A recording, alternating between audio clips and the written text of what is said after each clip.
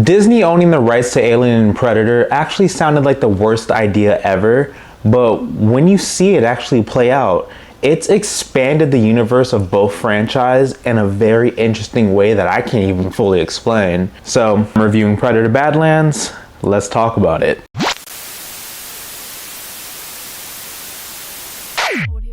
Predator Badlands essentially is a different take onto the story. It shows you the perspective from the predator itself instead of just showing you its human victims. And it actually does change the predator from the predator to the prey. With this movie, the short premise of it, with no spoilers, is a young predator. He's trying to show his worth by going to the most dangerous planet ever and killing the most dangerous and unkillable thing. And he gets into a little mix up with Wayland companies. That's really the simplest way I can explain this without really spoiling anything. And honestly, going into this movie, I was hyped for it because this director is 3 for 3 right now. Dan Trachtenberg, you have been a blessing to this franchise. I love it. From Prey to Killer of Killers to this, bangers. It's very interesting to see how this came about. And the same way with the Alien franchise, because Alien Romulus was extremely good, and I haven't got started on Alien Earth yet, but I'm hearing good things about that. You guys can comment below and tell me what you guys thought about that show. I will cover that pretty soon because I do want to check that out.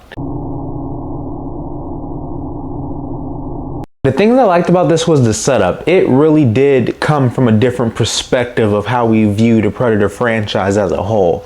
Because granted, if you look back, you see that like this franchise had a lot of misses because it was kind of like up and down. Like the first movie was good, the second movie, I enjoyed it, but a lot of people did not. And then we started spreading out to other films that kind of weren't that good. And another thing I actually liked about this movie was how it expands on the Wayland company. It really does change the shift of the alien stories in general because we aren't getting just alien stuff now. We're learning more about the Wayland companies. We're learning how selfish they are.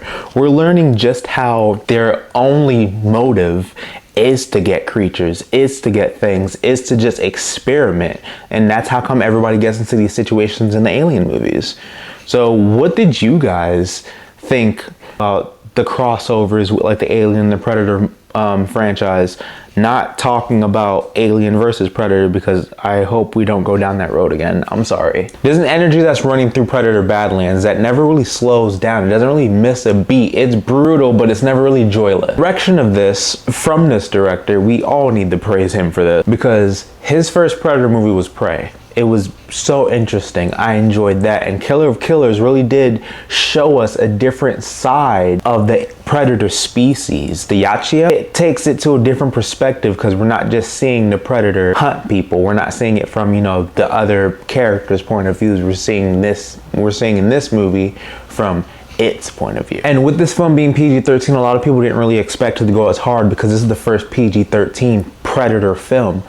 But I'm gonna tell you, they went as graphic as they could. It's really only PG-13 and not rated R because this film just revolves around a lot of either aliens or synthetics from the Wayland company.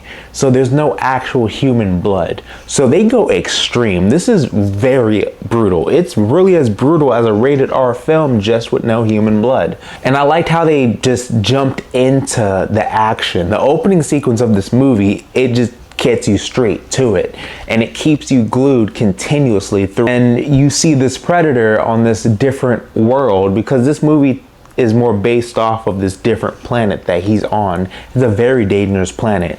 Anything can kill you. Plants, vines, just everything there is just extremely lethal while he's just trying to survive to get what he's trying to get. And it really does show you different aspects of that planet, which keeps you interested and engaged. I enjoyed that about it. And with throwing him onto this type of scenery, it turns the predator exactly into the prey. He is now being hunted instead of being the hunter. And we got Ellie Fanning in this movie, Dakota Fanning's little sister. She played 2 completely different characters in this film. But where there's good, there's bad, and we're gonna talk about that. As much as I enjoyed this movie, there's a lot of stuff that will split the fandom in half, because this movie kind of just spreads out into a more kind of light-hearted comedic tone. It's not that the jokes are bad or anything, because there are jokes in this movie. It's just not really expected from this film.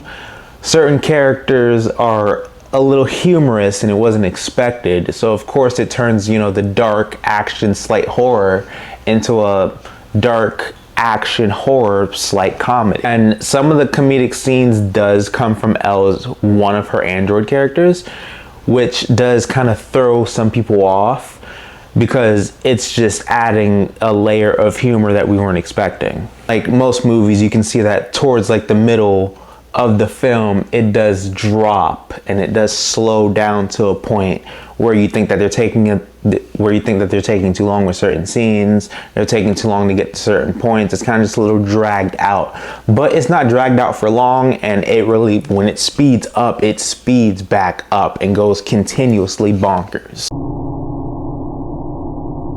And more stuff to talk about that I liked was the action sequences in this movie were on point.